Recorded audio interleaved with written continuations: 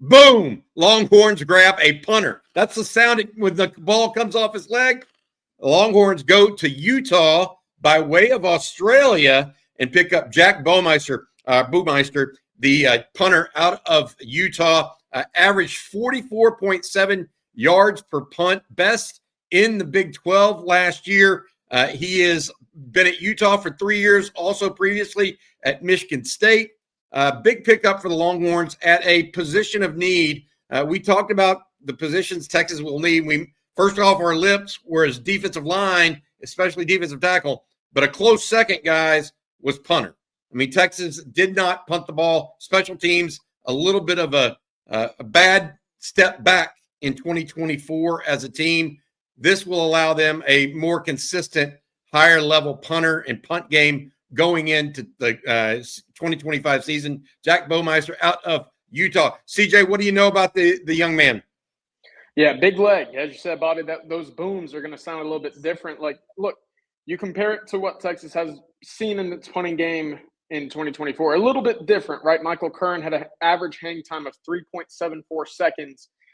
With Jack Bouwmeester, you got 4.08. So more than a quarter second more of hang time right there, a net average of 40.4, and an average punt distance of 44.7.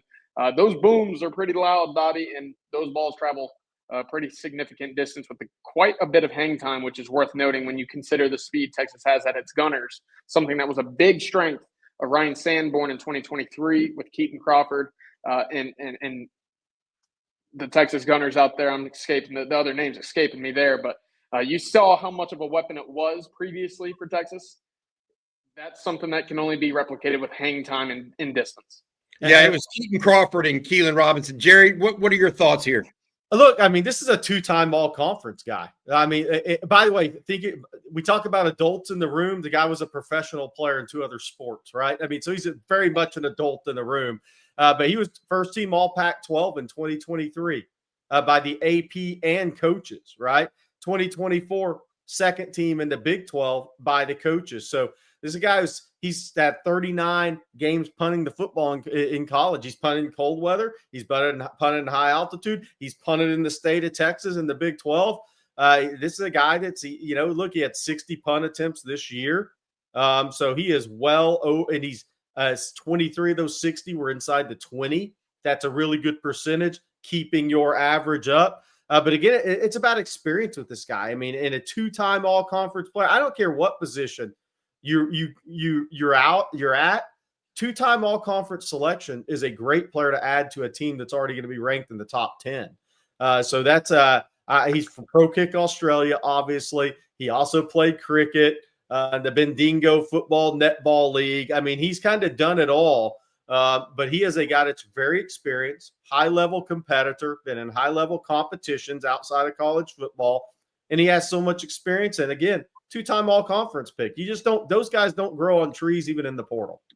Yeah, Gerry, to go off of what you said about his rate inside the 20, he's hitting inside the 20 at 37%. For comparison, Texas's punts this year landed inside the 20 at 13%. So that's almost a 3 times increase. And you can always imagine there with the defense that Texas has been able to field over the last 2 years, with some of the pieces that they still have on the roster for 2025, lengthier fields plays into their hands. Yeah, that's one of the reasons why we all pinpointed punter as a real need for this team. CJ, exactly what you just pointed out statistically is what we saw anecdotally. I will also add this. You mentioned playing in big games, Gerry. He had 5 punts inside the 20 just against who's Utah's biggest rival? BYU. 5 punts down inside the 20 against BYU alone. All right, what does this mean for – I'm going to take this a little bit different. Congrats to Jack Bouwmeester. We'll talk a little bit – or Bouwmeester. We'll talk a little bit more about him. But what does this mean for Michael Kern? Does this mean that, hey, his time at Texas may be up? Does it mean that Texas wants him to bake a little bit longer? Because Bouwmeester is only going to play 1 more year. That much is true. So does Kern maybe take a red shirt this coming year, you think? I would imagine so. Look, I don't think you go out to Florida and St. Thomas Aquinas and add an All-American level punter if you're just going to toss him away for 1 year, right? And it wasn't a pretty year. You'd probably like to sit there, develop. I don't know if that's weight training. I don't know if that's consistency. Maybe, Jeff Banks getting them into the lab a little bit longer. But look, you went out there and you recruited him and you gave him a scholarship out of high school for a reason. I don't think that's one that you just give up on in its entirety. Look, we're talking about a guy who's been in college for multiple years as an all-conference punter. It's a little bit different when you compare the two right now. And again, for Texas, we've talked about it previously in other positions. There's no reason to be thin or inexperienced, and punter, as big of a position that is for Texas, especially with that defense, that's not a place you want to be necessarily weak or lacking in right now. Gerry, what do you think? Yeah, look, that'll be interesting. I don't know. I mean, there's ways to navigate through NIL. I'm not sure I see 2 scholarship punters, though, out of 85. When the time it goes to 105, though. Right. So that it's kind of to be determined for me on that a little bit.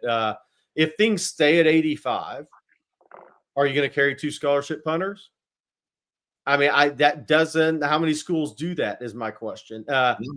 But this could be an NIL. This could be more of an NIL versus scholarship situation too for a very experienced player. But my hope is that Michael Curran has a chance to develop, because look, there's been punters at Texas that went on to be really, really good punters that didn't have great freshman years. Yes. I mean, so that's the one thing. One thing I want to say, I'm not giving up on Michael Curran at all. There's been guys who have had not great freshman years and have ended up being really good. Sometimes it's one of those positions. I mean, Bouwmeester, he signed, I think, in 2018 or 19 with Michigan State. Yeah. You're talking about a guy that's been around for about 5 or 6 years. He certainly is in that category where he's more of an adult than he is a kid anymore, right? Whereas Michael Curran's just now getting going in college. All right. As far as filling a need and going back to Texas as a whole here, obviously this feels a major need for Texas. We've talked about defensive tackle. We talked about tight end and maybe somebody in the secondary or folks in the secondary as well. Was this maybe one of the definitive needs of this portal recruiting class, in your opinion, CJ? I think so. Of course, I don't think it's up there with defensive line. That remains, far and away the number one need. But look, when you look at it, special teams for Texas in the Jeff Banks era here, it probably was maybe the ugliest year that we've seen. And I don't mean that entirely disrespectfully, because there were some bright moments. But you had 2 punts blocked. You didn't block a punt. You missed several field goals. Your punting game was probably the shortest average distance of targets that we've seen throughout the punting at Texas under Jeff Banks. It needed some revitalization, and I think that going out and adding an all-conference leg is going to do just that. Gerry, you agree with that overall? Yeah, I do. And I want to say this too. He's also was a holder at Utah. So, is he going to be a holder? I mean, he had a 14-yard scamper for a first down, right? I mean, he did some other things for Utah as well in the hold game. But yeah, no, I think so. I mean, I think this is a huge addition because, again, how many times do you get to add all conference players and 2-time all conference players?